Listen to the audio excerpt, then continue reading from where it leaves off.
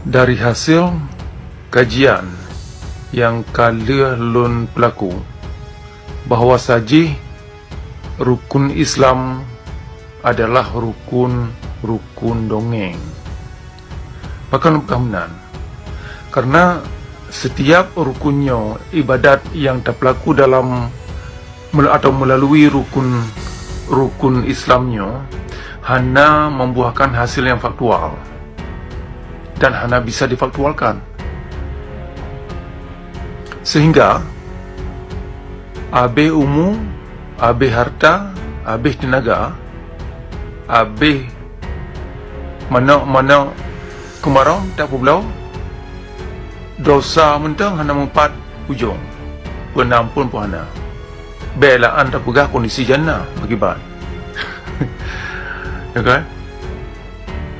Ya kan, abe lampu tak pegala, abe tanah belang tak pulau, haji, wow haji, syurga tempat. Jadi memang rukun Islamnya memang rukun nampak ujung, rukun dongeng yang inti.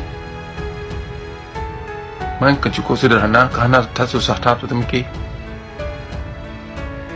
Oleh karenanya, saran lun untuk yang kata-kata yang muda-mudanya, nyo beli gaduh ngerukun limangnya, hai dapat mangli yan, han maju aja. Ya, kajian fikir program lain yang produktif, yang kreatif dan terbuka. Yang cukup sederhana pesan kalinya. Yang ulang, mungkin na di antara kata yang na atau kurumupo,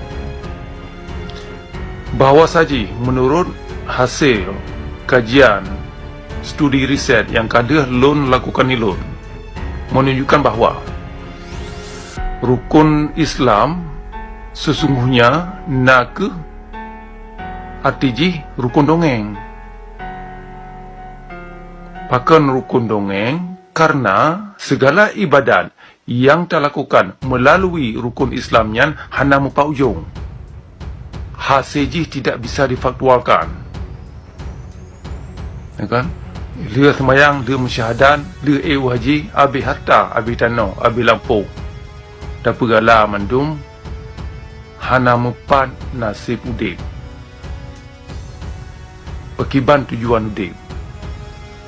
Baiklah tayu ayat petimang kondisi jannah leh urok kiaman, dosa leh akhir puasa leh semayang terawih, ba uraya pekiban kondisi dosa ron pun ampun. Hanya jelas. Olehnya dalam urut-urut yang ka wode haji, jemaah haji, katanya mak urutnya, tapi katanya mak urutnya kiban kondisi jannah ron atau kondisi puan ron ka suci nuwa dari tanah suci. Hanya jelas. Kebiasaan jelas, buat urusan yang memang hanya jelas. Ya, jadi yang mudah-mudahnya kata-kata yang mentang di bangku kuliah, nyo kajian ci resapi yang pegahnya dengan kepala dingin, kan dengan emosi, tapi ni ci kaji kerawan. Jadi yang don pegahnya perlen kaji kerawan ni pu kebutoi bahawa saji segala ibadat yang ditempuh melalui rukun Islam hafizi hana paujung yang ban. Mudah-mudahan pesan yang singkatnya nama manfaat.